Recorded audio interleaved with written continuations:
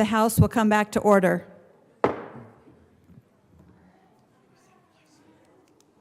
Representative Weissman. Thank you, Madam Speaker Pro Tem. I move for a call of the House.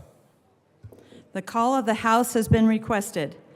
The motion is properly sustained. If you could please raise your hand in the air.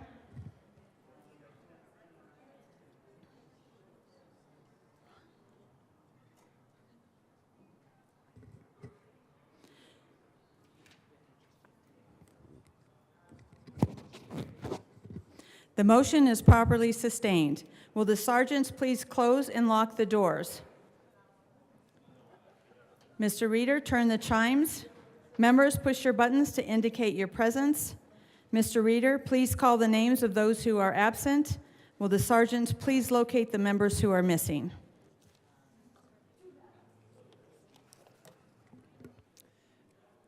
Representatives Amabile, Armagost, Bacon, Basenecker, Bottoms, Bradfield, Bradley, Catlin, DeGraff, Degree-Kennedy, Dixon, Duran,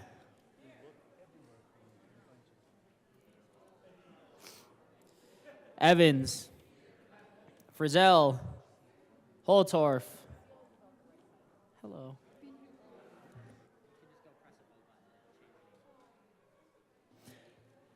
Kip, Lindsay, Luck, Lynch, Parenti, Puglisi, Snyder, Soper, Titone,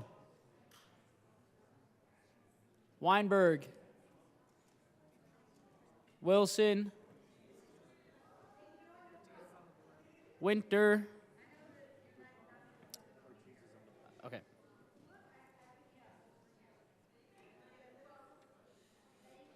And Madam Speaker. Not Weinberg. Hey.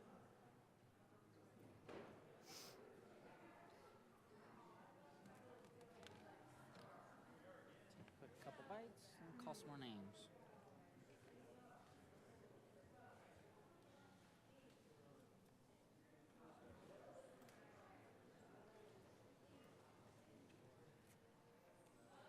There's Schneider.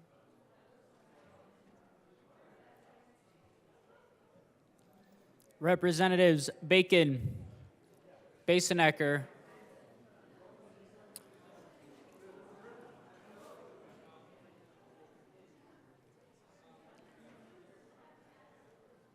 Bottoms,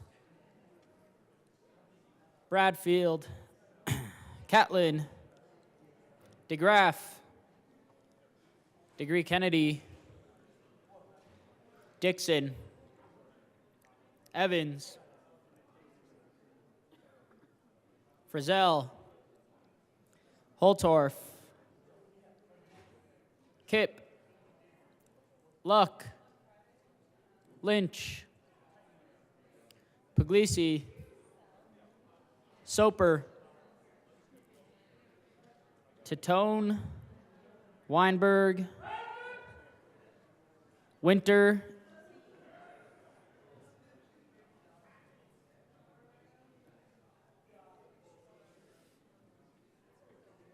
and Madam Speaker.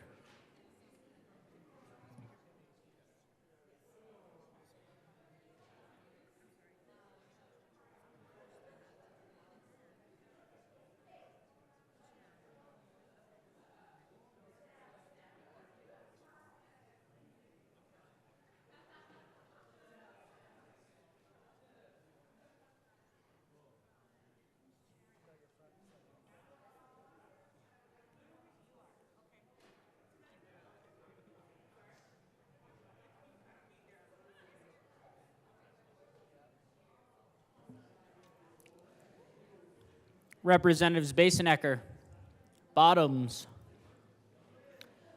Bradfield. Yep. Catlin, DeGraff, Degree Kennedy, Dixon, Frizzell, Representative Weissman. Thank you, Madam Speaker Pro Tem. I move the call be raised. It has been moved that the call be raised. All those in favor say aye. All opposed say no. The ayes have it. The call is raised. Representative Valdez.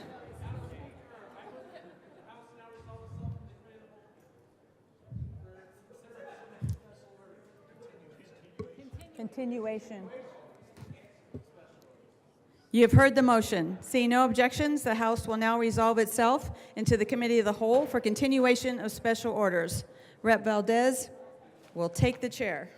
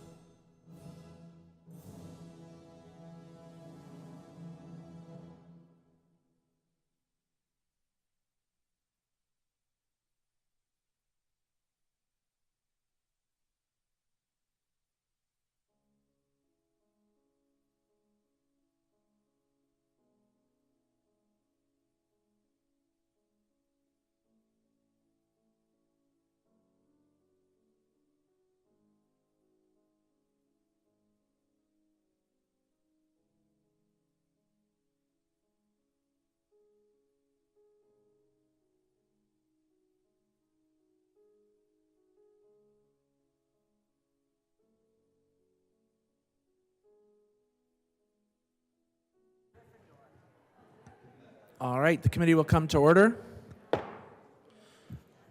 With unanimous consent, the bills will be read by title unless there is a request for reading a bill at length. Committee reports are printed in your bill folders. Floor amendments will be shown on the screen and on your iPads, and bills will be laid over upon motion of the Majority Leader. And the coat rule is relaxed. Madam Majority Leader. Thank you, Mr. Chair. I moved to lay over House Bill 1243 until the end of the special orders calendar, or 1246. Seeing no objection, 1246 will be laid over until the end of the calendar. Madam Majority Leader. Mr. Chair, I move to lay over Senate Bill 182 to the end of the special orders calendar.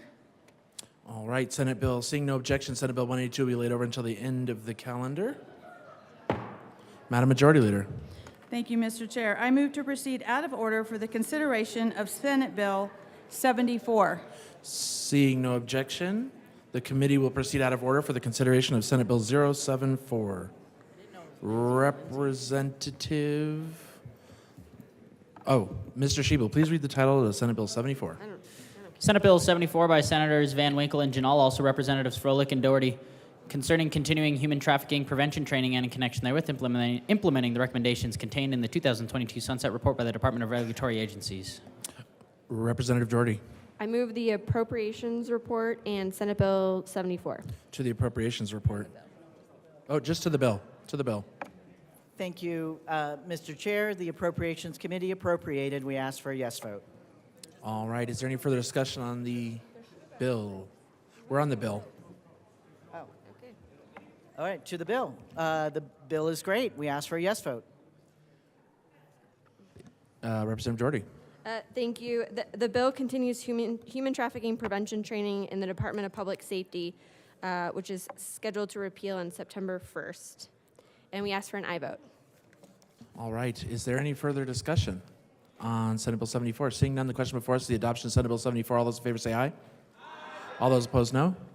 Senate Bill 74 is passed. Mr. Shebel, please read the title to Senate Bill 154. Senate Bill 154 by Senators Sullivan and Hendrickson, also Representatives Parenti and Taggart. Oh, you're Madam Majority Leader. Okay. My bad. Mr. Shebel, please read the title of Senate Bill 8. Senate Bill 8. Senate Bill 8 by Senator Moreno, also Representative Lindsay, concerning opportunities for youth involvement in the review of the state's education standards and in connection therewith making an appropriation. Representative Lindsay.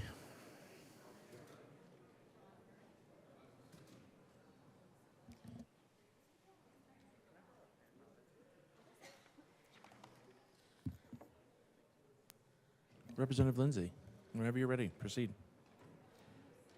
Thank you, Mr. Chair. I move Senate Bill 008 and the Appropriations and Education. Looks like it's just to the bill, Representative Lindsay. Not even appropriations? Okay, never mind. I move SB 008. All right, to the bill. Thank you, members. This bill would create several opportunities for youth to be involved in the review of the state's education standards.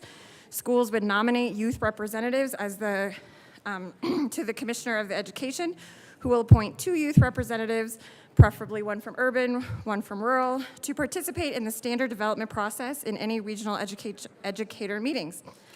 Each local education provider will appoint 2 youth representatives to any local review committees. These youth representatives will serve as voting members of the committees and be reappointed at the discretion of each committee's process. The Department of Education may pay youth representative for expenses acquired to participate.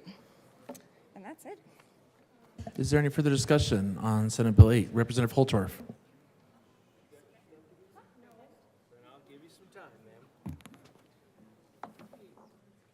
Yes, ma'am. Thank you, Mr. Chair. There's a couple things about this bill that come to mind. Number one, we're expanding this youth council, and the question is, do we really need to do that? We already have a youth council. We're wanting to add some more nominations to that, appointed by the Commissioner of Education. The real question is, for us, is how many people do we need on this council? Why do we need more? Now, the fiscal note isn't that big. It's a couple $1,000s, but we already have this. Why do we need to make it bigger? And that's a concern. Now, I believe these appointees are not voting members. I'm going to ask the bill sponsor about that, if they're voting members or not. One of the things about this is, civic engagement. They have a say in their own education. Well, for those of us from rural Colorado, kids need to know some things, but you know what they really need to know? How to read, write, and do arithmetic. And they can't even get that right. We're below standards in so many metrics. And we don't focus on the basics of education. But we got to have more people in the youth council to talk about. I'm not sure what we're going to talk about. What these kids want to do, I guess. So that's a problem for some of us that are wanting to focus on the core aspects of education.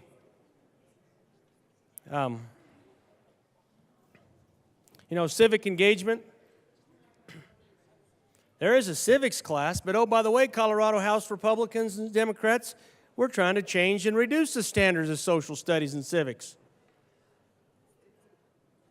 So is this youth, I'll get it to the bill, so is this youth involvement and these additional members going to talk about civics and social studies?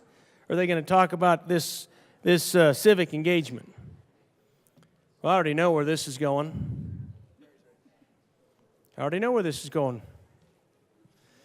But you know what? What we really need to do in Colorado is start getting back to the basics. Reading, writing, arithmetic, competency, meeting standards. Will this particular expansion of this committee of this youth committee based on this bill from the Department of Education, will it do that? Well, I dare say no. We'll be talking about everything under the sun that the kids want to do, except getting back to the hard stuff. Oh, wait, they take too many tests. We don't want to do tests. Those are hard. So these youth are going to say less tests, more free time, more civic engagement, and less competency. I really have a problem with the way Colorado education is going, but unfortunately, I'm not going to talk about it anymore because I've been asked to yield the dais to my colleagues. Thank you. Representative Bradfield.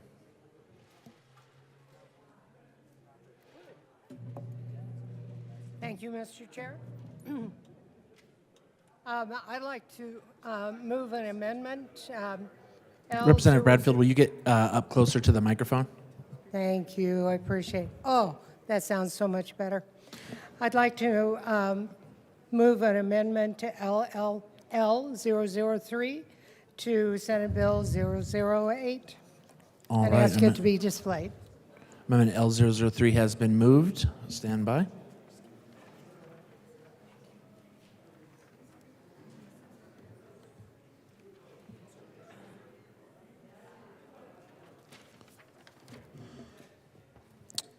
All right, Representative Bradfield, that amendment is properly displayed. Please tell us about it. Okay. Thank you, Mr. Chair. In this amendment, I need to back up just a bit. When we heard this bill in committee, we had some teenagers there who were quite assertive and very insistent and very adamant that they were certainly qualified to tell educational professionals what was proper for them to teach.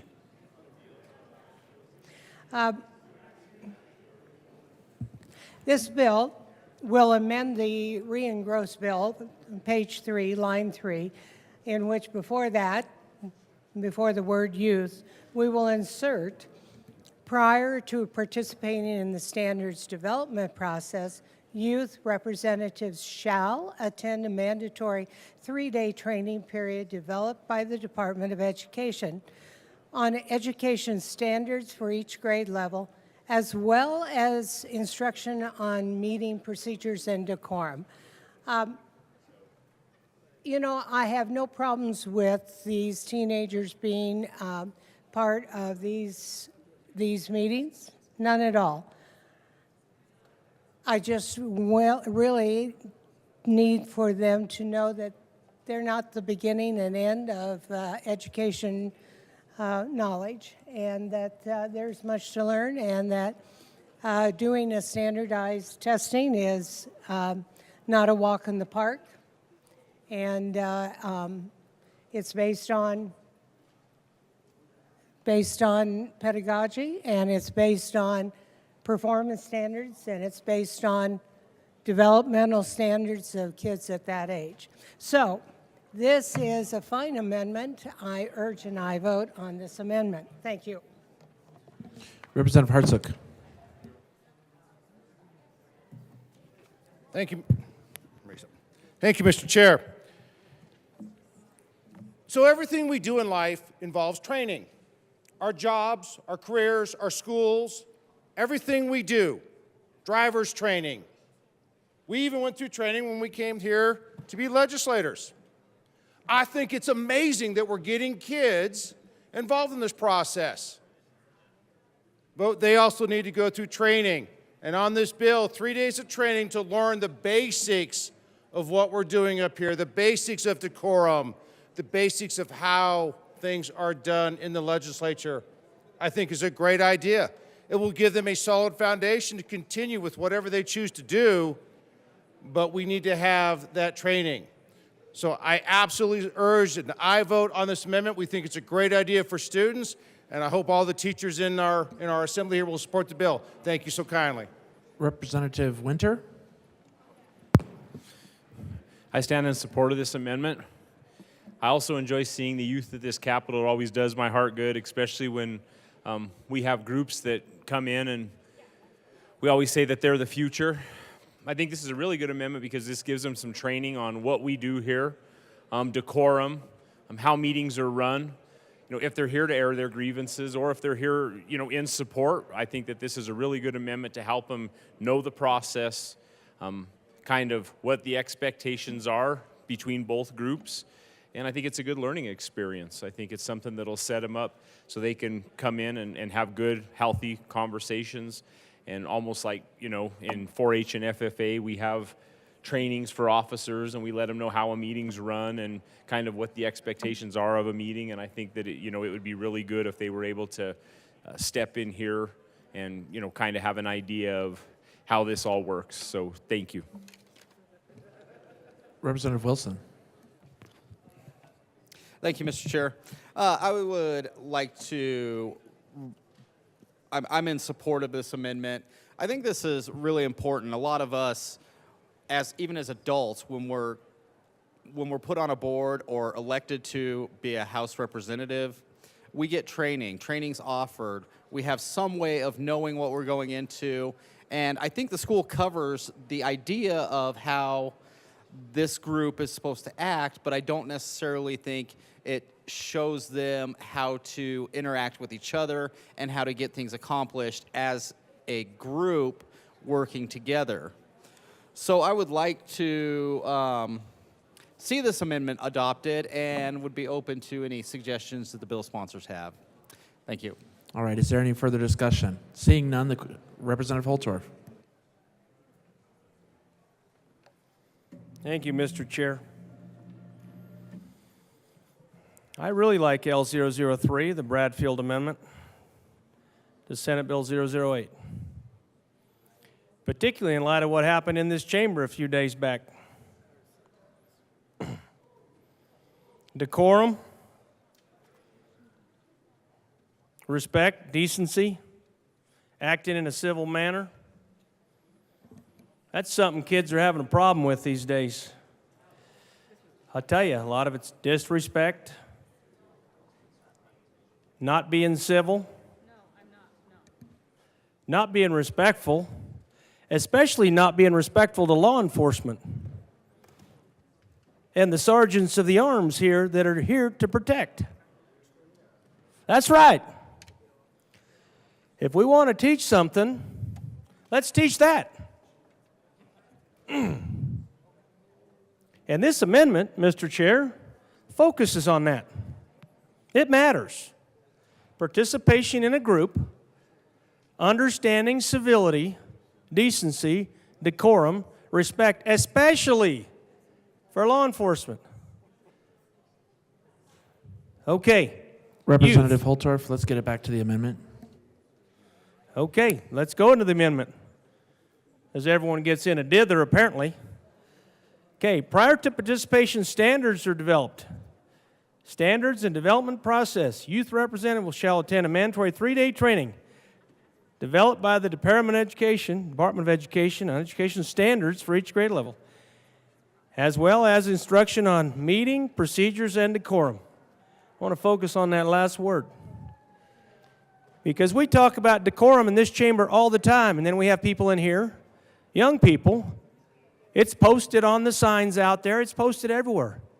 It's talked about. We have people to establish and maintain decorum, yet we don't do it. That's why I think this is a great amendment. Where does it start? You got to teach that to young people. Now, I know the bill talks about something else, and I talked about that earlier. I won't go into that again, but I like that word decorum, civility, decency.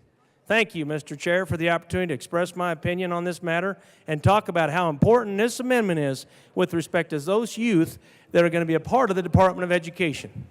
Seeing no further discussion, the question before us is the adoption of L003. All those in favor say aye. All opposed say no. The noes have it. L003 is lost. Is there any further discussion on Senate Bill 8? Seeing none, the question before us is the adoption of Senate Bill 8. All those in favor say aye. All those opposed, no. You weren't in the well. The bill is passed.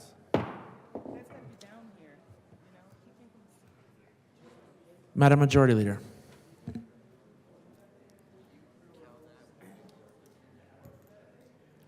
Thank you, Mr. Chair. I move to lay over Senate Bill 060 until Thursday. Seeing no objection, Senate Bill 060 will be laid over until Thursday. Madam Majority Leader. All right, Mr. Shebel, please read the title to Senate Bill 154. Senate Bill 154 by Senator Sullivan and Hendrickson, also Representatives Parenti and Taggart, concerning the continuation of the Veterans One-Stop Center in Grand Junction and in connection therewith, implementing the recommendations in the 2022 Sunset Report by the Department of Regulatory Agencies.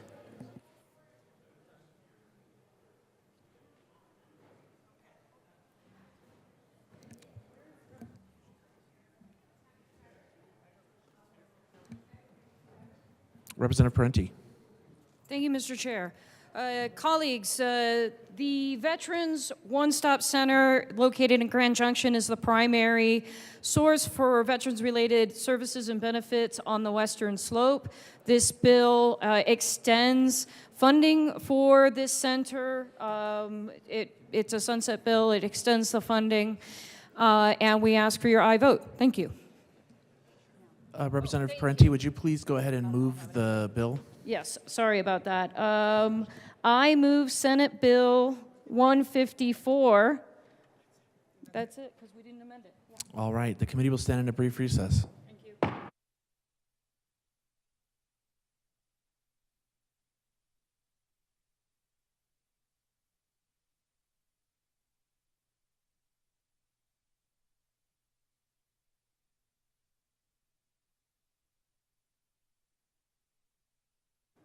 The committee will come back to order. Is there any further discussion on Senate Bill 154?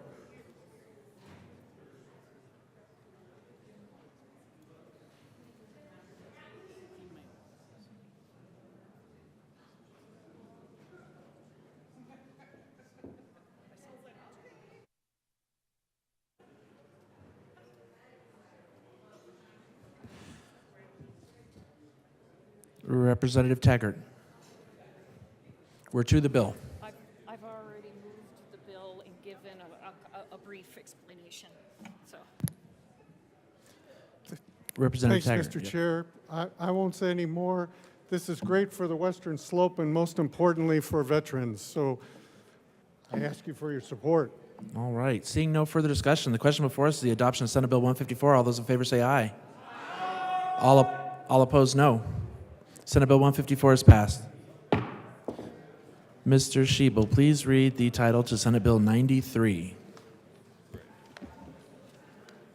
Senate Bill 93 by Senators Cutter and Hawkes Lewis, also Representatives Weissman and Brown, concerning increasing consumer protections in various medical transactions.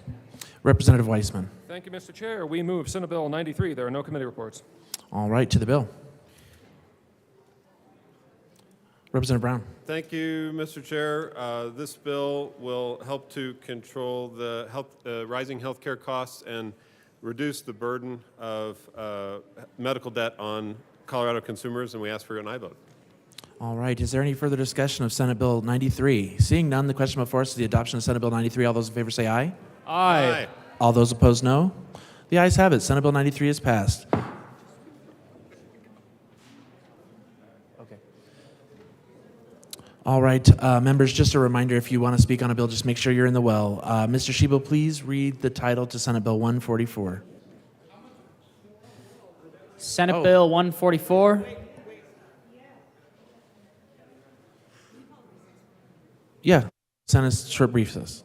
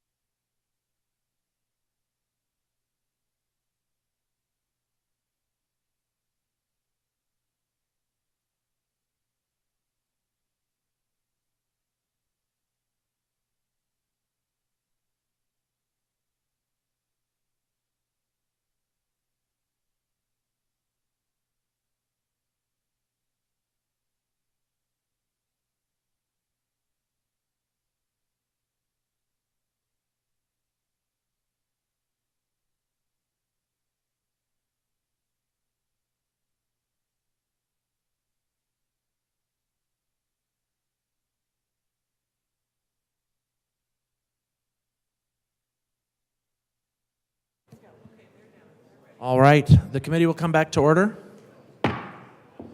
Mr. Shebel, please read the title to Senate Bill 144. Senate Bill 144 by Senator Janal, also Representative Mabry, concerning prescription drugs for the treatment of chronic pain. Okay. All right, Representative Mabry. Thank you, Mr. Chair. Members, I'm excited to stand here with my co-prime from Weld County to present Senate Bill 144. This legislation is about helping chronic pain patients access the medicine that they need. It passed out of the Senate with strong bipartisan support. Every Republican senator voted in support of this bill. Essentially, what this does, what this is about chronic pain patients who need opioids. This bill is particularly important to me because my mother is a chronic pain patient and she needs an opioid to treat her pain. So over the past several years, we've passed several bills that have curtailed overly liberal prescribing of opioids. However, some that need access to those essential Members, medications if we could please keep the volume down, I apologize. Yes, sorry. Thank you, Mr. Chair. Oh, yeah. Mr. Chair, I move Senate Bill 144 and the committee report. All right, that has been moved. There is no committee report, so we'll just stay on the bill. Okay. Thank you. Wanted to make sure we were procedurally correct. Thank you. Anyway, so this legislation is about making sure that chronic pain patients who need access to opioids are able to access the medicine that they need. With that, I will pass it to my co-prime. You want to just We can move the amendment? Yeah. And actually, with that, I move Amendment L13 and ask that it be properly displayed. L13 has been properly moved. Stand by. L13 is properly displayed. Please tell us about the amendment. Thank you, Mr. Chair. So, members, this amendment came after stakeholding. One issue that did arise in our committee in the House was DOLA wanted a clarification that nothing in this bill limits the powers or duties of the Colorado Medical Board to regulate as they see fit. And we agreed to put this clarifying language in the bill. We ask for an aye vote. Is there any further discussion of L13? Seeing no further discussion on L13, the question before us is the adoption of L13. All those in favor say aye. Aye. All those opposed, no. All right, the ayes have it. L13 is adopted. And members, please keep the sounds down in here, trying to hear the well. Representative Young. This is a very important bill that addresses the issues of the disabled community and older Coloradans who face chronic pain. Unfortunately, during the opioid crisis, there was an overreaction and eventual interference in people being able to access the drugs they need to live a full life. This bill addresses those issues. I urge an aye vote. All right, is there any further discussion on Senate Bill 144? Representative Hartsook, I see you now. Thank you, Mr. Chair. We heard this in committee, and we had a really great discussion on this. And I want to thank the sponsors for some of the changes and amendments that had gone through. So in this originally, when I was arguing against this, there were some issues that were prohibiting a healthcare provider from changing, altering, reducing the pain medication based upon their professional assessment of the patient. And that piece has been pulled out, which was very good, because my whole argument on that was that no one should we ever get between a provider and any kind of patient. Now, people that have chronic pain and understand the debilitating, as the sponsors pointed out, at times can be life-threatening conditions, chronic pain needs to be dealt with. We also at the same time have an opioid epidemic that's going on. There is a place and a time for narcotics, and they are necessary, and they can help you through situations. And as long as that healthcare provider is intimately involved in that decision process, that's a good thing. Healthcare should always be revised, should always be looked at, even in chronic pain situations. One of the most common ones that we'll see are what's called TMJ. And once you get that pain just doesn't go away. Sometimes it can just stop you from functioning, stop you from doing your job, stop you from everything. And you need narcotics to take away that pain. There's treatments that can be done, and as long as that healthcare provider can be involved in that, then that's a good thing. What we have absolutely must be careful of is that we don't legislate what healthcare providers can and cannot do or should not do out there with their patients. That is up to that provider and that patient in that decision. And I thank the sponsor for, let me have that opportunity. We had this big discussion in committee, and then afterwards they brought some things to my attention, and so I want to come up here and thank you for that. Thank you. Is there any further discussion on Senate Bill 144? Seeing none, the question before us is the passage of Senate Bill 144 as amended. All those in favor say aye. Aye. All opposed, no. The ayes have it. Senate Bill 144 is passed as amended. Mr. Schiebel, please read the title to Senate Bill 85. Senate Bill 85 by Senator Winter, also Representatives Hamrick and Story, concerning the continuation of the Sexual Misconduct Advisory Committee and in connection therewith implementing the recommendations in the 2022 Sunset Report by the Department of Regulatory Agencies. Representative Story. Thank you, Mr. Chair. I move Senate Bill 85, and that's it. To the bill. Representative Story. Thank you, Mr. Chair. Title IX provides protection from sex-based discrimination in educational programs. The establishment of the Sexual Misconduct Sunset Advisory Committee in 2019 was aimed at assisting institutions in adjusting to the anticipated revisions to Title IX rules, which were announced in 2018. This committee provides guidance on issues relating to sexual misconduct, including how to handle those incidents, guidance for cross-examination, and guidance as to whether institutions should be held to a higher standard than the federal requirements. Title IX is a complex law, and navigating its rules can be challenging for institutions, especially smaller ones that may not have access to the resources available to larger institutions. This committee provides guidance and shares best practices to help all institutions provide a fair and similar experience for students, regardless of the institution they attend. It is clear that there is a continued need for the committee as they continue to bring forward recommendations to be considered, and I urge an aye vote on this bill. Representative Hamrick. Thank you, Mr. Chair. The Misconduct Committee serves as a resource for institutions as they navigate the challenging legal landscape of Title IX, both in terms of the rules themselves and judicial opinions.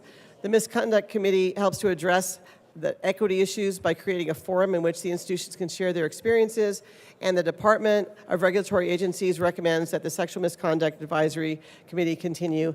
I ask for an aye vote on Senate Bill 2385. Is there any further discussion on Senate Bill 85? Seeing none, the question before us is the passage of Senate Bill 85. All of those in favor say aye. Aye. Aye. All opposed, no.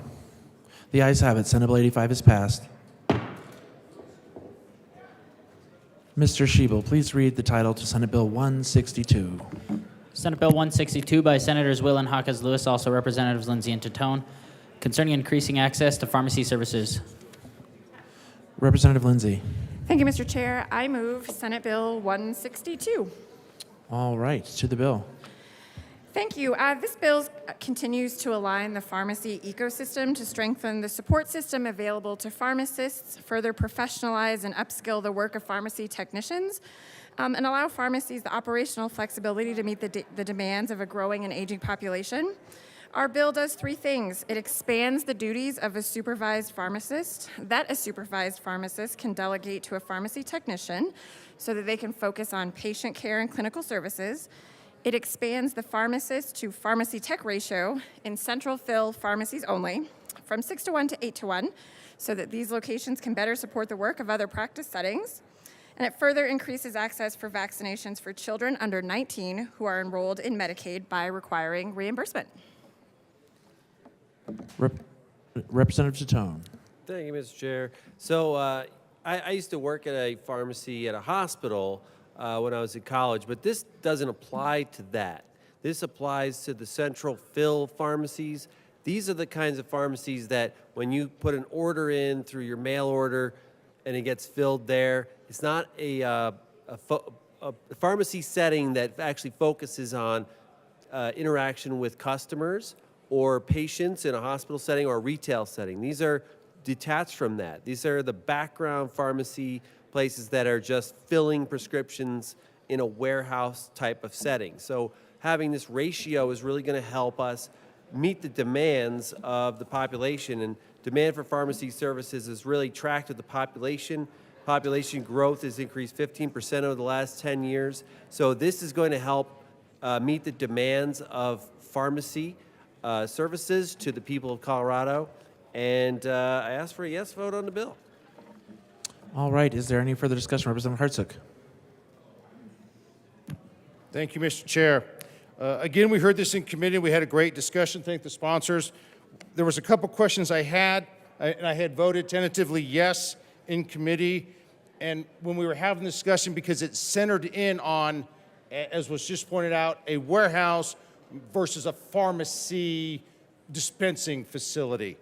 And I'd like to be clear, I guess just in my own mind and looking through this, we're purely talking about warehouses where there's no interaction with the public.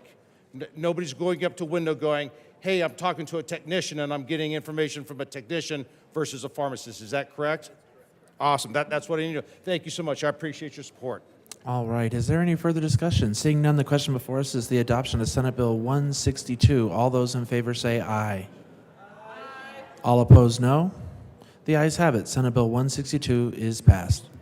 Madam Majority Leader. Thank you, Mr. Chair. I'd like to lay over House Bill 1245 until tomorrow. All right. Seeing no objection, House Bill 1245 will be laid over until tomorrow. Madam Majority Leader. Mr. Chair, I'd like to lay over House Bill 1161 until tomorrow. All right. Seeing no objection, 1161 will be laid over tomorrow, till tomorrow. Mr. Schiebel, please read the title to House Bill 1213.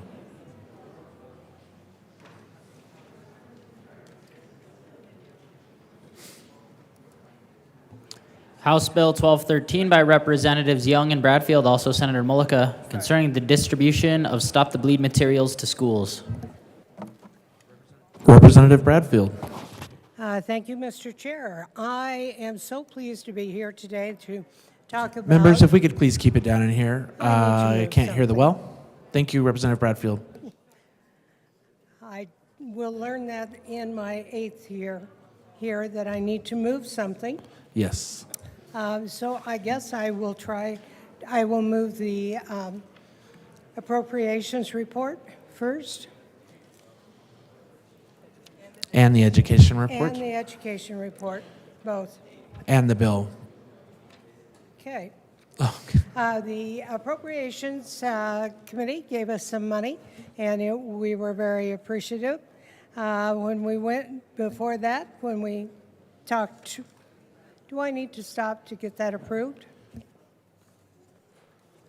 Nobody's listening.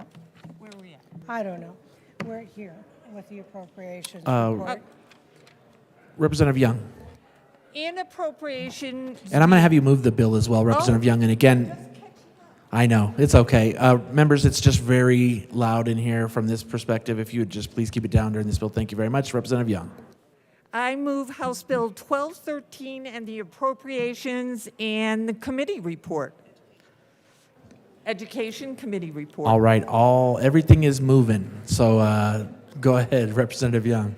In appropriations, we amended the bill to clarify that there would be ongoing appropriations each year through 25-26. And they amended it to give us money yearly. Is there any further discussion on the appropriations report? Seeing none, the question before us is the adoption of the appropriations report for House Bill 1213. All those in favor say aye. All Aye. opposed, no. The appropriations report is adopted. Representative Young to the Education Committee report. We amended the bill to clarify that it was understood that in addition to the training being free, the materials were free, and also amended it to include the yearly appropriations in 23-24, 24-25, and 25-26 to pay for the kits. Is there any further discussion on the education report? Seeing none, the question before us is the adoption of the education report. All those in favor say aye. Aye. All opposed, no. The ayes barely have it. All right, Representative Young to the bill. As you see two education teachers here, we are doing our show and tell. This is a Stop the Bleed kit. You have heard of CPR. Stop the Bleed is another life-saving training. If passed, this legislation would give Colorado schools the opportunity to access this training for staff and youth. This training is endorsed by the American College of Surgeons and the Colorado Trauma Network because it saves lives. The training and materials are free to the schools, and the only cost is for the kit. In Colorado alone, more than 1,200 people sustain a life-threatening bleeding event as a result of a penetrating traumatic injury every year. Bleeding is the leading cause of preventable death in any traumatic event. We want our children and youth to have access to this life-saving training. Staff and youth will be trained. I urge and I vote. All right, Representative Bradfield. Thank you, Mr. Chair. After the tragic Sandy Hook shooting, many organizations began to consider how to improve the chances of survival during a horrific situation. The American College of Surgeons took the lead on allowing more opportunities for survivability in mass casualty events, creating a committee that discussed what would be the most effective in these circumstances. Now, out of this discussion came the topic of uncontrolled bleeding. The committee decided that no one should die from bleeding out, as there are ways to prevent it.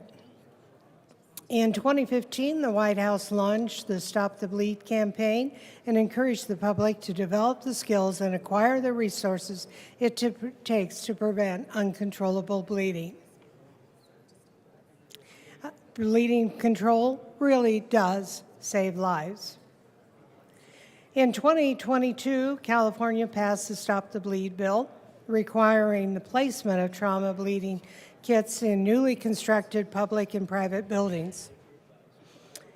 But here in Colorado, our legislation deals only with schools, and we offer these free to the school, as with the training that will come along with these. A school may decide how many kits they need based on their student population. The placement of those kits is up to the school staff. The training of personnel is up to the school staff. When the money that is in our fiscal note, when the money yearly runs out, that's all the kits that will be distributed. And if you are still wanting kits, will be put on the top of the list for the next year. This is a win-win situation for anyone in a school situation who might sustain a life-threatening injury, and we do urge a yes vote on this bill. Seeing no further discussion. Oh, Representative Holtorf.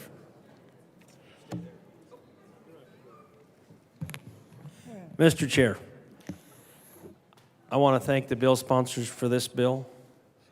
I want to thank everybody in the chamber who I know is going to vote for this. I think that the advancements in medical technology, and we know this with respect to our military service and the things we've seen with the blood stop and the ability to control bleeding, technology that has come out, unfortunately, of combat experience. Now this technology, right in this red bag, Mr. Chair, now can go to our schools. So if there is any kind of situation where we have serious bleeding, the faculty, the staff, and students will have this new technology. And it's really amazing what can be done with this technology now and how you can save lives. And I mean really save lives. And so I thank you for bringing something to schools, particularly in the climate we're in right now, in the environment we're in right now, that could save lives. Thank you. All right. Is there any further discussion of House Bill 1213? Seeing none. Seeing none, the question before us is the adoption of House Bill 1213. All those in favor say aye. Aye. All opposed, no. The ayes have it. House Bill 1213 is passed. Mr. Shebo, please read the title to House Bill 1231. House Bill 1231 by Representatives McLaughlin and Puglisi, also Senators Marchman and Lundin, concerning improving mathematics outcomes in pre-kindergarten through 12th grade education. Assistant Minority Leader Puglisi. Thank you, Mr. Chair. Okay, we're going to see if I can do this without messing it up. I have an amendment to the committee report. Move the bill first? Okay. Okay, so I did. All right, so first, I would like to move House Bill 1231. And the committee report, if And you the please committee move it. report. All right. Those have been moved to the Education Committee report. Excuse me, Mr. Chair, I'm sorry, two committee Oh, reports. you have an appropriations report as well, so yes, Appropriations please move that as well. So do we do both of them at the same time? Yeah. Okay. Okay, let me try this again. Mr. Chair, I'd like to move House Bill 1231 and the committee report from the Education Committee report and the Appropriations Committee. Appropriations Committee report and then the Education Committee report. Those committee reports are on the move. Sounds good to me. Please proceed. Thank you, Mr. Chair, for your patience with me. Okay, and with that, I would like to move L007 to House Bill 1231. No, we have to explain what the committee report. Okay. Assistant Minority Leader Puglisi. Thank you, Mr. Chair. It's going to be like a couple more of these, I'm sure. But this is probably one of my more complicated ones. In appropriations, we received a favorable recommendation. We did not do any amendments in appropriations, and I don't know that we have anything else to say about that. Well, is there any further discussion of the Appropriations report? Seeing none, the question before us is the adoption of the Appropriations Committee report to House Bill 1231. All those in favor say aye. Aye. All opposed, no. The Appropriations report is adopted. To the Education report, Representative Thank you, Mr. Speaker. McLaughlin. Thank you, Mr. Chair. I'd like to run the Education Committee report, please. Moved. So moved. Okay, move it. Okay. We had a few amendments on here. One changed, a technical change from state-approved curriculum to a state advisory list of curricula. The next one focuses Section 4 of the bill and makes change requested by the Department of Education to the Colorado Academic Accelerator Grant Program. And they made some technical changes there. The third one was administrative cost language for the 9th grade program, and it changes the teacher candidate language for the educator preparation program and amends the language for early childhood. And then the last one amends change language to the bill from evidence-based to evidence-informed. All right, let's move. It sounds like we have an amendment to the Education Committee report. Let's go ahead and move that. Assistant Minority Leader Puglisi or Representative McLaughlin? We do that now? Okay, so I move, I move a new amendment. Okay, I was lost. Yes, I move L007 to House Bill 1231, please. All right. L00. Oh, and that's be displayed, please. All right, it has been properly moved, L007, and is now displayed. Please tell us about the amendment. Okay, why don't you do that? Oh, Assistant Minority Leader Puglisi. Thank you, Mr. Chair. These are just some technical changes that came forward from stakeholder engagement and out of committee around acceleration strategies and interventions, and then also evidence-informed that will help us with the intervention strategies in the acceleration program for mathematics skills. Is there any further discussion of L007 to the Education Committee report on House Bill 1231? Seeing none, the question before us is the adoption of Amendment L007 to the Education Committee report. All those in favor say aye. Okay, got a couple ayes there. All those opposed, no. Oh, the ayes have it. L007 is passed. Back to the Education Committee report. Is there any further discussion on that? Nope. Representative McLaughlin. Yes, we move Amendment L008 to House Bill 23-1231, please. All right, and would you ask that? Oh, it's to the bill. Okay, so let's go to the bill. All right. Oh, okay. Seeing no further discussion on the Education Committee report, the question before us is the adoption of the committee report as amended. All those in favor say aye. All opposed, no. The ayes have it. The Education Committee report as amended is adopted. And now we're to the bill. Representative McLaughlin. We're kind of new at all this, I guess. Yes, I'd like to move L008 to the House Bill 1231, please. All right, that has been. Oh, and ask that it be displayed, please. All right, it's properly moved and is displayed. Please tell us about the amendment, Representative or Madam Assistant Minority Leader Puglisi. Thank you, Mr. Chair. These are some recommendations that had come forward from, again, our stakeholders, including our charter schools, to just tweak some language, pretty technical in nature, but we'll include all of the stakeholders and that we had interacted with, and they approve of this amendment, so we would ask for an aye vote on L008. Okay, is there any further discussion on L008? Seeing none, the question before us is the adoption of L008. All those in favor say aye. Aye. All opposed, no. The ayes have it. L008 is adopted. Back to the bill. Representative McLaughlin. Thank you, Mr. Chair. Yes, this is a bill math in pre-kindergarten through the 12th grade. Our Colorado students experienced significant loss in math during the pandemic. Last October, fourth grade math, it showed that fourth grade math proficiency fell by from about 44% of students proficient in 2019 to 36% of students in 2022. That was an 8 percentage point drop. Eighth grade math students had a 9% point drop. This bill is to address the years that students missed in the 2 years of the pandemic, as well as the year that they are in now, so that in 3 years they will be caught up on math. Because as history shows, if you are bad in if you have a poor first year of math, your second year of math is really hard. And then if you have 2 years that are really bad, your third year of math is really bad. And pretty soon people are considering the student stupid or slow in math. And that's not the case. It's just that they didn't quite get all the building blocks of math that they needed. So that's what this will be doing. We are doing a Train the Trainer program. We will be training people where the students can go for help. We will be training the teachers, especially elementary teachers, a better way to teach math. We will be teaching for the first time ever in Colorado after-school helpers like the Boys and Girls Club, who will also be helping their students with math, and they will be working with the schools to make sure that they are using the same math program, and the teachers will be talking to the after-school care. It also teaches parents. We will have parents included on this, so when a child goes home, they will have extra help at home, and the teachers know what program the school is using, and so they can get math there. It will also have a computer program that the state will be buying a license for. And this will help kids who are on their own, but they want to get caught up on math, and the program is aligned with state standards. So the students will have lots of opportunity to get caught up in math, and it won't just be a teacher, it'll be everybody that circles that child's life. Assistant Minority Leader Puglisi. Thank you, Mr. Chair. When I had first looked at this bill, I had made a lot of noise around reading, right?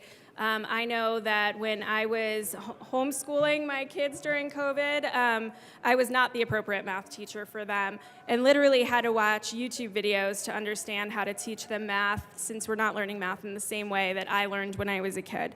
And so I struggled a lot, and my daughter, who's already on interventions, struggled as well during that time period. And so I really was focused on reading, and a lot of what math is now is really a lot of reading. And so if you have a child like mine who struggles educationally, if she can't read very well, math is also a struggle. And so I asked about the funding that we were doing for reading. And what I learned in my investigations was that we are actually putting a lot of money towards funding for reading and less funding towards math. And so then when this bill came up, I thought, you know what, this is a great way to help bridge that gap. What I really love about this program is in consultation with our public schools, our public charter schools, all of our communities came together saying, we need these additional funds for intervention. Right now, we have a federal program, 21st Century Math.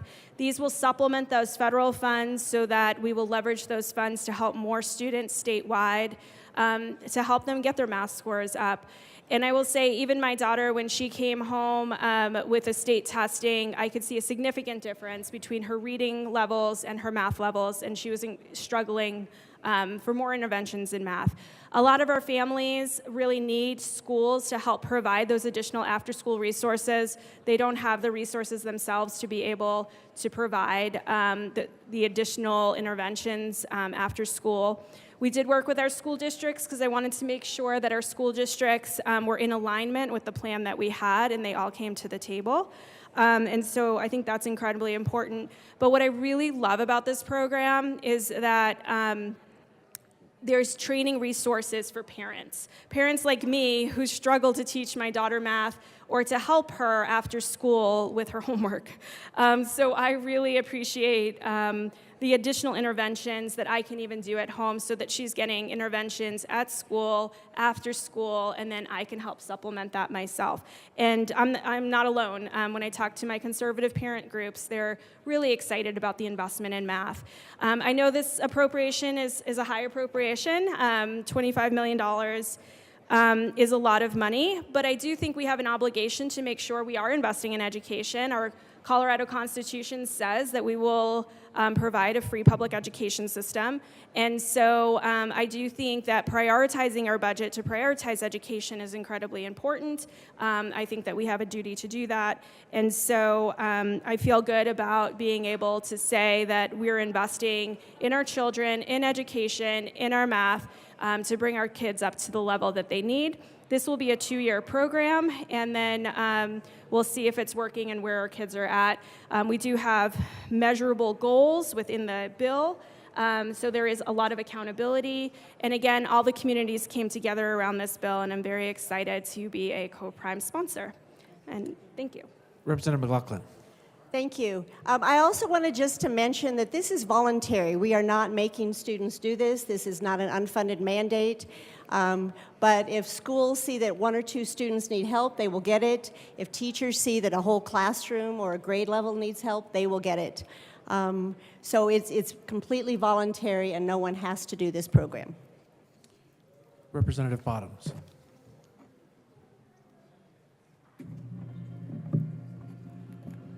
Thank you, Mr. Chair. I really like this bill. I like the way it's set up, and I like the time and attention put to certain details. For example, that it's not mandated. I think that's important. I do think the funding is a little high, but with everything else, I think it's pretty solid. The fact that that it's focused on one of the 3 R's, reading, writing, and arithmetic, I think that's good. Here's some questions I would have for either one of you that might be beneficial. I know that it is also being measured. I think that's huge, important. If you don't do that, what's the point? And so here is a couple of things. Knowing that we have standardized testing, is that going to be kind of like an underground foundation of some of this kind of stuff? The standardized testing is the only way that we know some of these qualifiers that have been mentioned. how poorly we're doing in math is because we have standardized testing and we can actually assess that. So that would be one of the things is some of those foundations being used in the process of the tutoring development, and then also in the process of the measurable goals.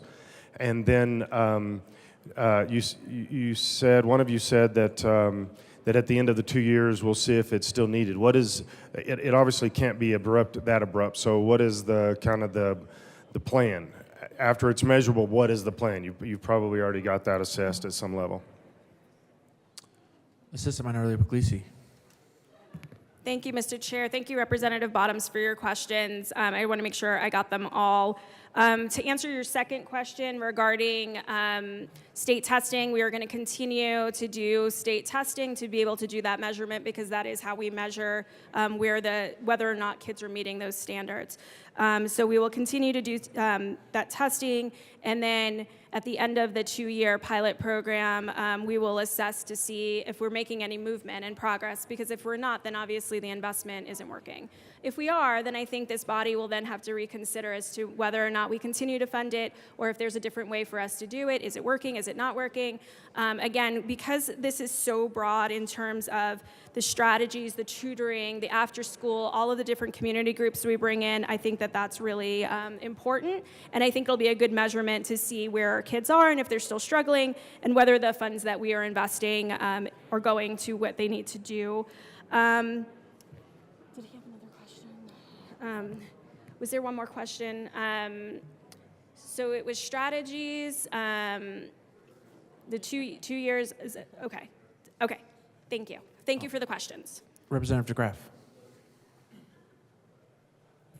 Thank you, Mr. Chair. As a calculus teacher for about 4 years at a university level, I can tell you that the math skills of the students going in are pretty dismal in a lot of ways. So this STEM curriculum, the STEMs, I think is really important.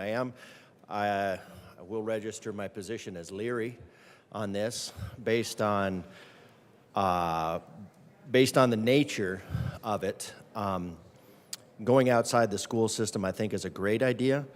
I am curious on this as to whether, because, well, one, just as of note, the pandemic response, which was an absolute disaster and has destroyed our kids in so many ways.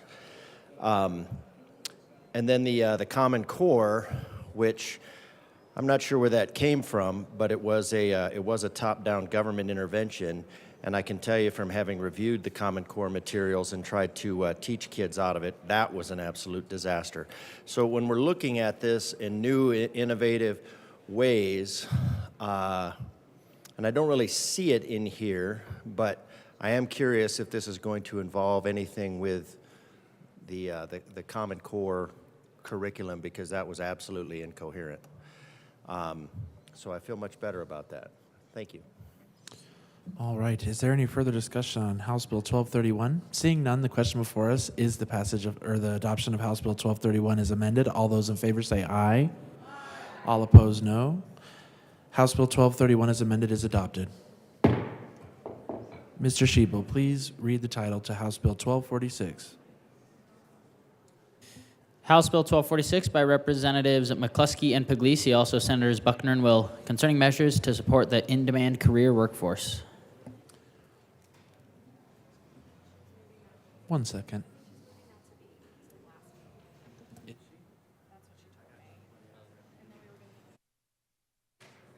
The committee will stand in a brief recess.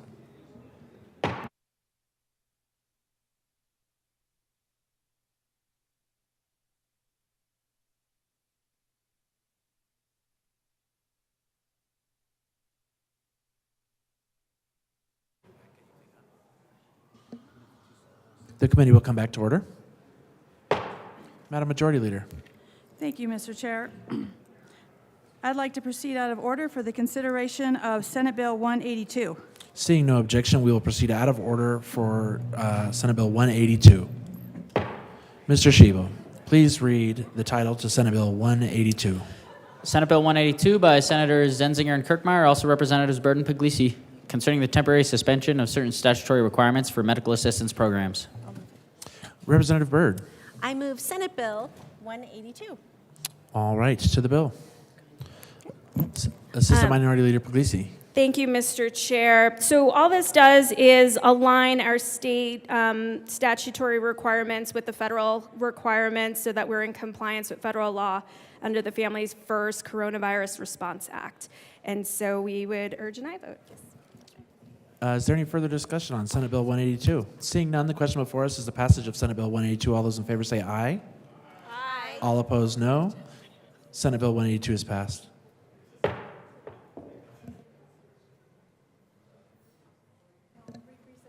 We will take a brief recess. The committee will stand in a brief recess.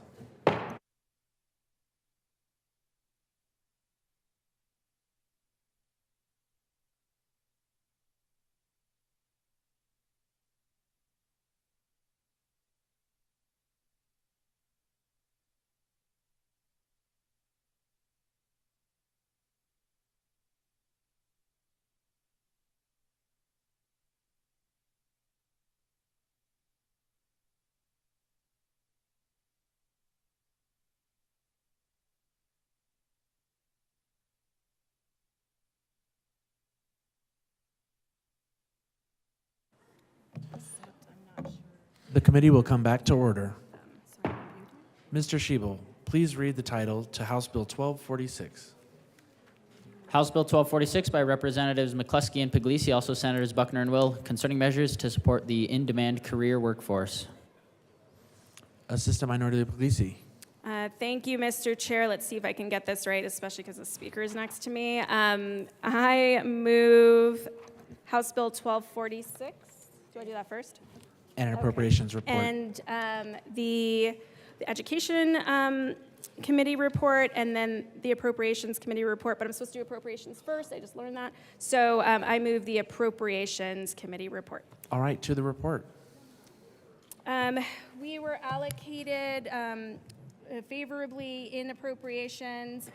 We had two amendments in appropriations. One added child or dependent care as an acceptable use for the unexpended money. So if we have leftover dollars after we have already expended for housing and transportation and food, then it could be used to help cover child and dependent care. And then we also extended the time frame for previous workforce money by giving the roll forward authority. That's under the Healthcare Workforce Recruitment and Retention Fund and CDPHE's School Nurse Grant Fund, which both received ARPA dollars. Both of these programs need rollover authority to have the ability to award all the money in the funds that are appropriated from last year. Is there any further discussion on the appropriations report?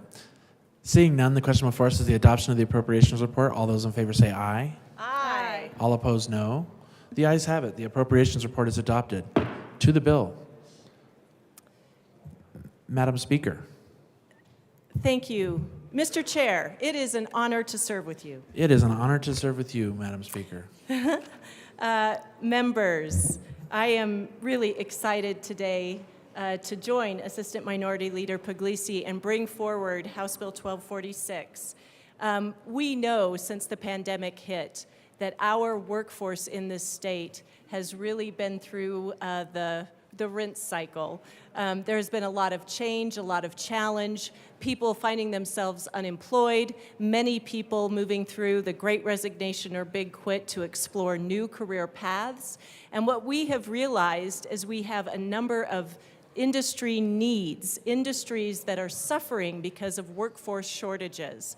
House Bill 1246 builds on the Care Forward program that this body passed last year, a program that helped infuse dollars into building up our nursing, EMS, and EMT workforce. We have seen 1,400 Coloradans secure zero-cost credentials through the Care Forward program, and we are expanding, building on the success of that program in additional industries. Industries like early childhood education, elementary education, forestry, firefighting, law enforcement, our construction and construction trades.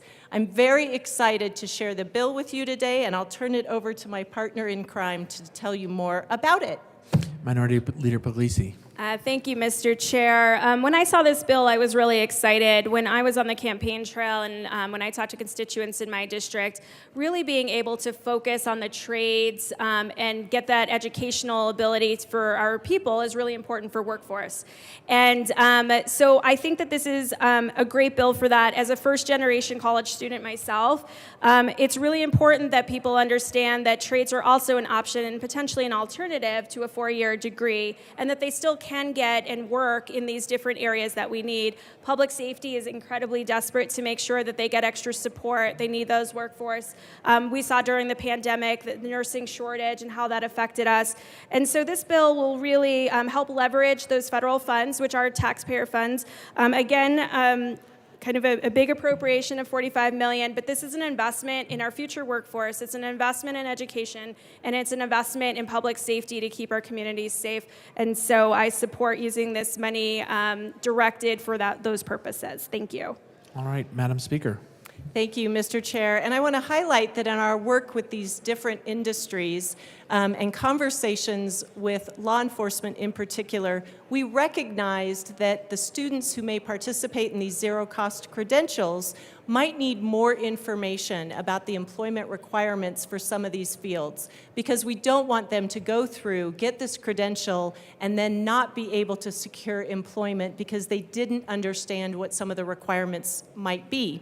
So in working with our nurses and our law enforcement partners, we would like to move L003 to House Bill 1246. All right. And I ask that it be properly displayed. All right, that has been moved and is displayed. Please tell us about the amendment, Madam Speaker. Thank you, Mr. Chair. This amendment will require that our community colleges do a very concerted effort to make sure that any candidates for a zero-cost credential understand what the requirements will be for employment in that industry once they receive the credential. I ask for an aye vote. Is there any further discussion of L003? Seeing none, the question before us is the adoption of L003. All those in favor say aye. Aye. All opposed, no. The ayes have it. L003 is adopted. Back to the bill. Is there any further discussion? Seeing none, the question before us is the adoption of House Bill 1246. All those in favor say aye. Aye. All opposed, no. The ayes have it. House Bill 1246 as amended is passed. Madam Majority Leader. Thank you, Mr. Chair. I move the committee rise and report. Seeing no objection, the committee will rise and report.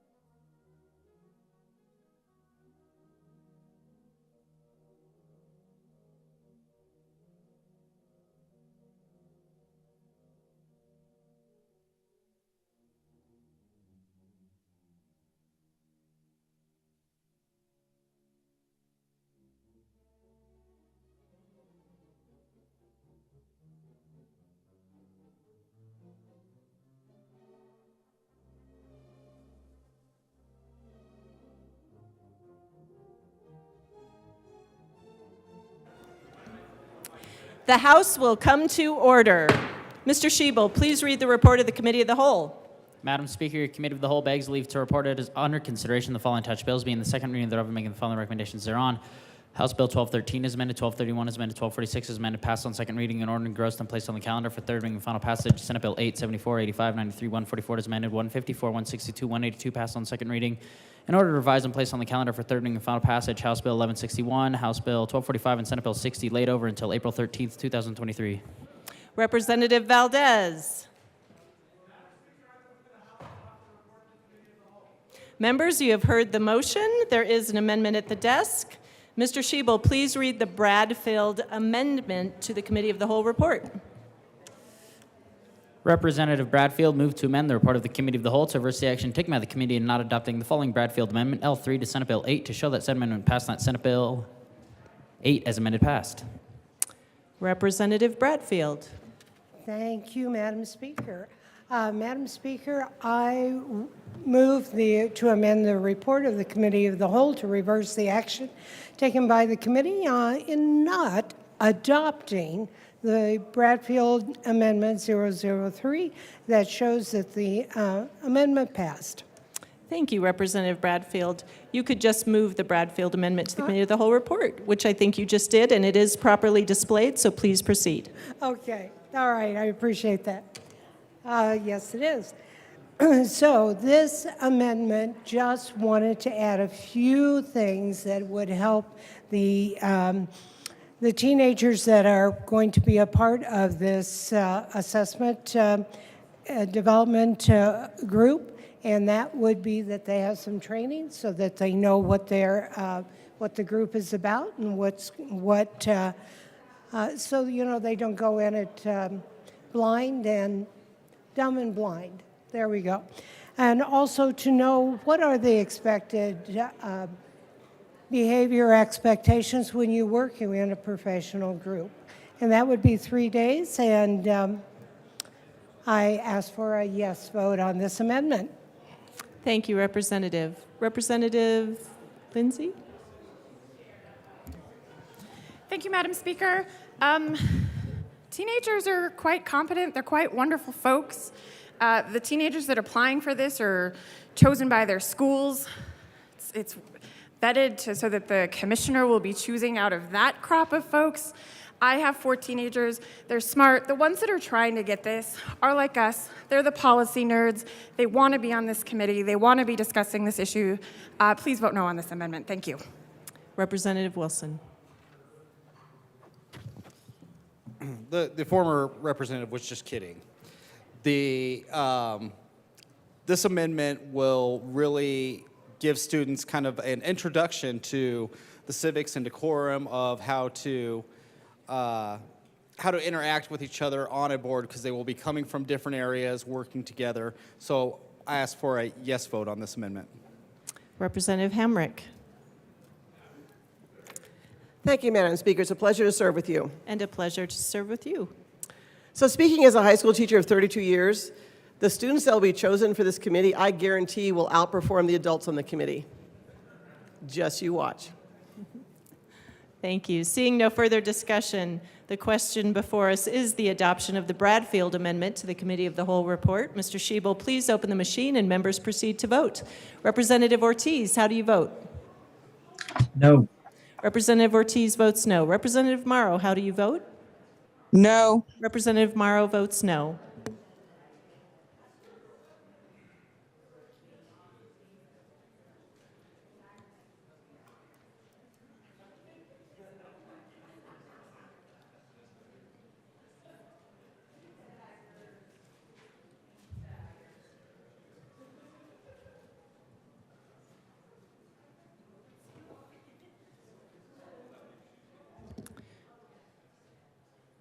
Representative Luck?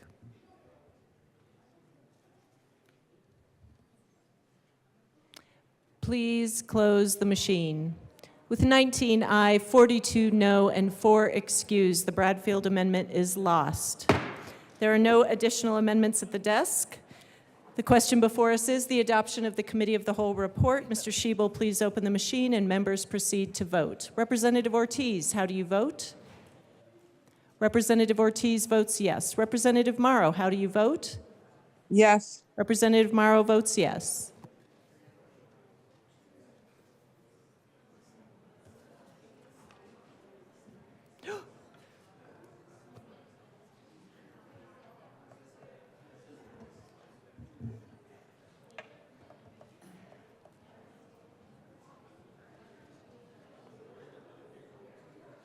Please close the machine.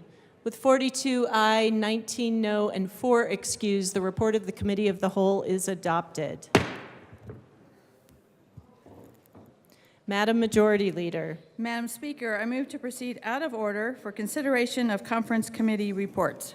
Seeing no objection, we will proceed out of order for consideration of conference committee reports. Mr. Schiebel, please read the title to House Bill 1101.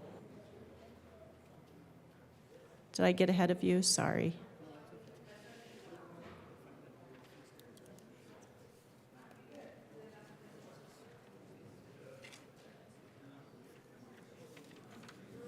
House Bill 1101 by Representatives Vigil and Bacon, also Senators Winter F. and Henriksen, concerning support for transit and a connection therewith, increasing the flexibility of the Ozone Season Transit Grant Program and increasing opportunities for transit agency participation in regional transportation planning. Representative Bacon. Thank you, Madam Speaker. Under Joint Rule 6B4, I move that the House reject the first report of the first conference committee, discharge the first conference committee for House Bill 1101, and that a second conference committee be appointed. Assistant Majority Leader Bacon, would you like to explain why? Not really. No, I'm kidding. Sorry. In our first conference committee, we addressed an amendment put on in the Senate, and we had to, quite frankly, remove that and then create, if you will, a task force actually to create a study. And so we went back and forth on the topics of the study, and we still want to be able to adjust it in a way that meets consensus for most folks on the committee and in both chambers. Thank you. Seeing no further discussion, the question before the House is that the House reject the first report of the first conference committee, the first conference committee be discharged, and a second conference committee be appointed. Mr. Schiebel, please open the machine and members proceed to vote. Representative Ortiz, how do you vote? Yes. Representative Ortiz votes yes. Representative Morrow, how do you vote? Yes. Representative Morrow votes yes.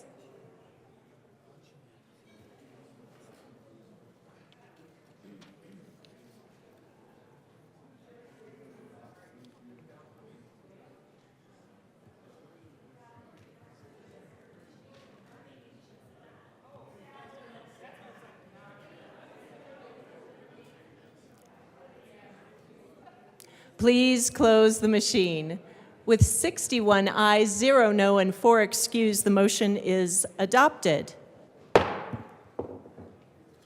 Members, the conferees for the conference committee for House Bill 1101 are Assistant Majority Leader Bacon as chair, Representatives Vigil and Catlin. Mr. Schiebel, please read the title to House Bill 1030. House Bill 1030 by Representatives Sirota and Sober, also Senator Henriksen, concerning a prohibition against requiring compensation to a healthcare staffing agency if a contracted healthcare facility hires the healthcare staffing agency's employee as a permanent employee of the healthcare facility. Representative Sirota. Thank you, Madam Speaker. I move for the adoption of the first report of the first conference committee on House Bill 1030. That is a proper motion. Please proceed. Sure. Representative Soper. Thank you, Madam Speaker. So in the first conference committee, we just made a minor, what I would call technical tweak, and agreed that that was the best process forward. Seeing no further discussion, the question before us is the adoption of the conference committee report on House Bill 1030. Mr. Schiebel, please open the machine and members proceed to vote. Representative Ortiz, how do you vote? Representative Ortiz votes yes. Representative Morrow, how do you vote? Yes. Representative Morrow votes yes.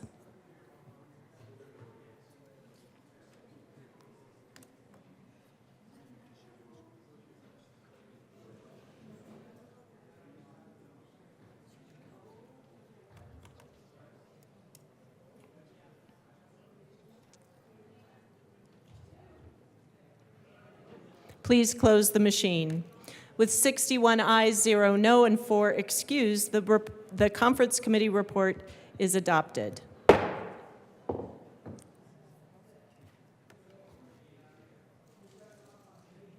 Madam Majority Leader. Thank you, Madam Speaker. I move House Bill 1030 as amended by the Conference Committee report. The question before us is the repassage of House Bill 1030 as amended by the Conference Committee report. Seeing no further discussion, Mr. Schiebel, please open the machine and members proceed to vote. Representative Ortiz, how do you vote? Yes. Representative Ortiz votes yes. Representative Morrow, how do you vote? Yes. Representative Morrow votes yes.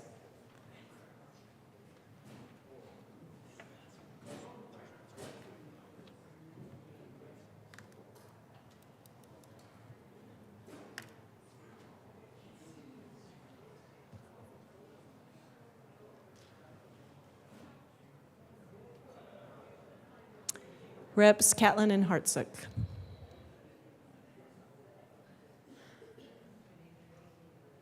Please close the machine. With 51 aye, 10 no, and 4 excused, House Bill 1030 is, as amended, is repassed. Co-sponsors.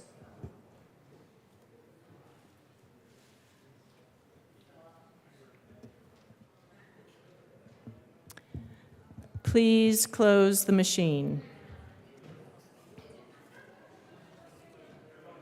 Madam Majority Leader. Thank you, Madam Speaker. I move to lay over the balance of the calendar until tomorrow. Seeing no objection, the balance of the calendar will be laid over until tomorrow. Madam Majority Leader. Thank you, Madam Speaker. I have a quick announcement first, members. So benefits open enrollment begins today, April 11th, and will go through May 1st, 2023. Please watch for emails and mailings with reminders. If you have any questions, please reach out to the Accounting Benefits Department. And with that, Madam Speaker, I move that... Madam Majority Leader, I do have some business to attend to, so we'll hold on for a moment. Members, you are free to leave. Mr. Schiebel, reports of committees of reference. Committee on Judiciary. After consideration on the merits, the committee recommends following: House Bill 1164 be postponed indefinitely. House Bill 1258 is amended, and Senate Bills 67 is amended, and 72 be referred to the Committee on Appropriations with favorable recommendation. Committee on Public and Behavioral Health and Human Services. After consideration on the merits, the committee recommends the following: House Bill 1268 is amended, and Senate Bill 174 be referred to the Committee of the Whole with favorable recommendation. House Bill 1269 is amended, and Senate Bill 151 be referred favorably to the Committee on Appropriations.